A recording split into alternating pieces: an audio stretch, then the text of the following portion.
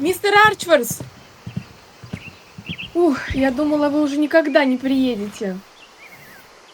Может, вам посоветовать знакомого конюха? Он вам лошадь получше да побыстрее продаст. И вам доброго дня, милая леди. Мисс Овертейдж, полагаю? Да вы просто грозовая туча среди ясного неба спокойствия этого городка. Я тоже рада с вами познакомиться, но у нас теперь нет времени на любезности. Давайте поедем, я расскажу все по дороге.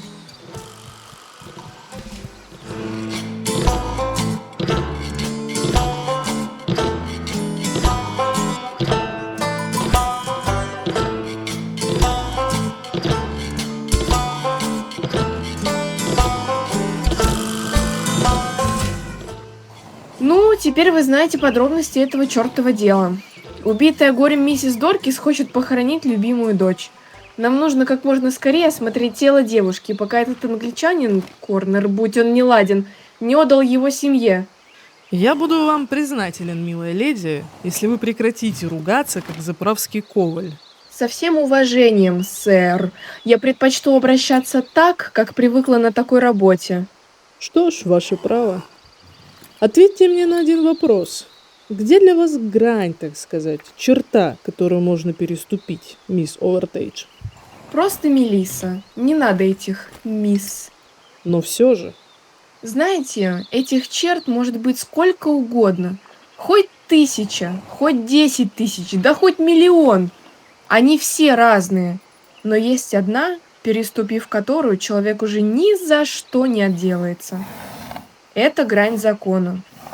Любого, кто переступит черту, как бы он ни юлил, рано или поздно настигнет правосудие. А вы как думаете? Занятная мысль. Я позже отвечу. Мы уже на месте.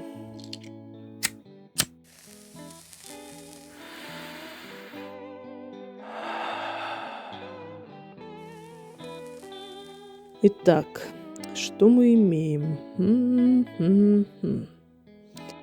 Если вы будете так долго думать, то пар пойдет не только от трубки, но и из ваших ушей. Мы не можем действовать немного быстрее. Мисс Овертейдж. Никаких мисс. Да.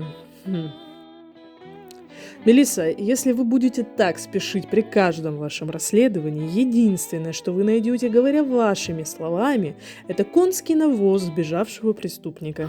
Да вы... Продолжу свою мысль. После осмотра тела девушки мы обнаружили, что под ногтями были крупицы чьей-то кожи.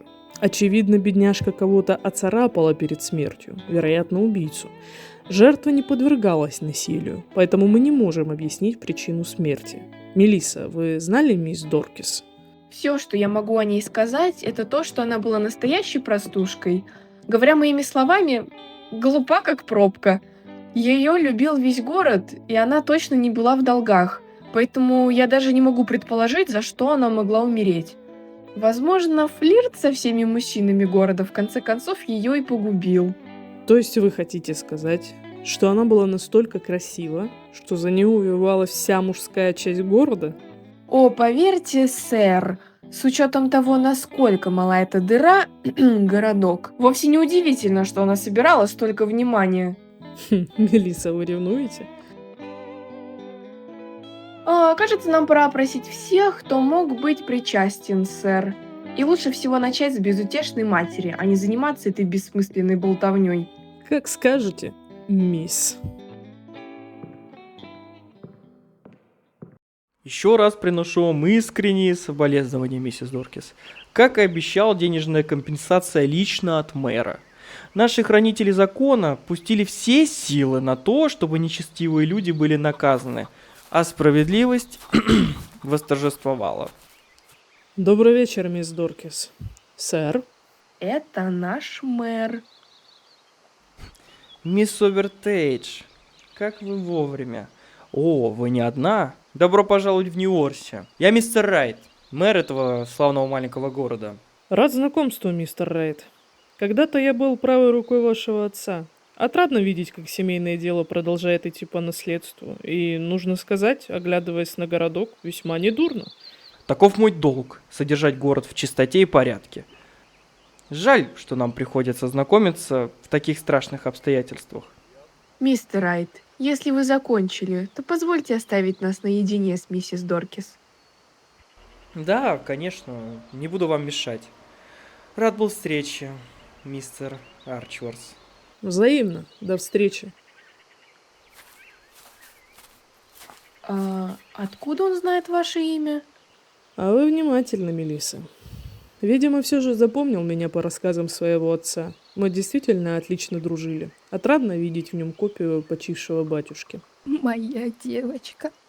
И угораздило же ее связаться с этим недотепой-молочником. Вы о Джеймсе? О нем самом паршивце. Сколько статных мужчин с нее глаз не сводили.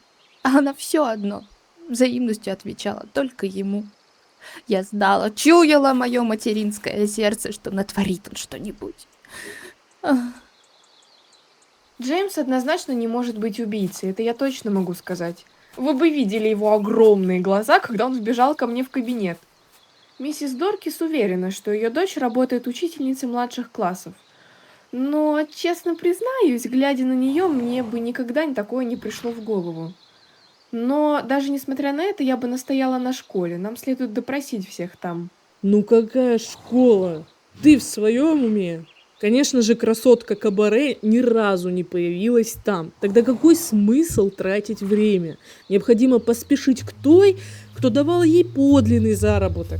Проверим, поняла ли ты, про кого я.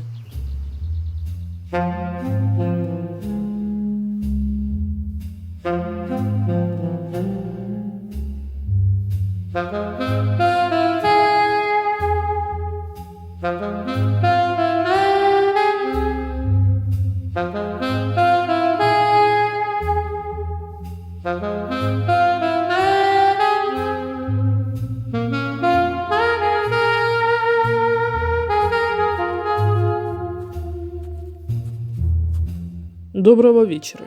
Это вы, Хелен Ван Хауден? Не у вас ли работала жертва недавнего убийства? Допустим, что так.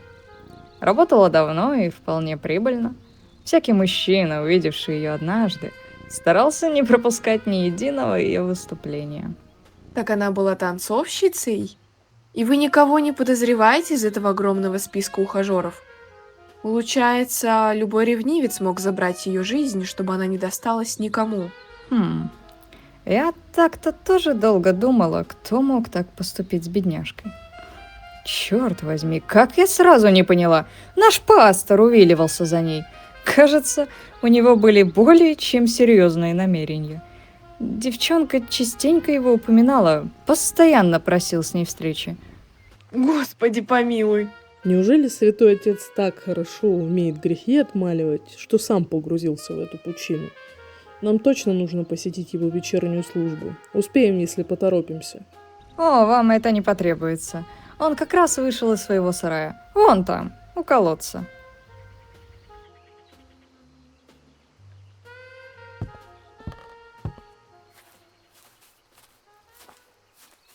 Добрый вечер. Собираетесь на службу?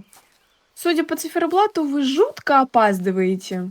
Что же должно быть для святого отца важнее служения Богу? О, Господи! Сохрани мою душу, как вы напугали меня, мисс! Так. Стирка? У вас что, нет запасных одеяний? Он пытается смыть кровь. Взгляни.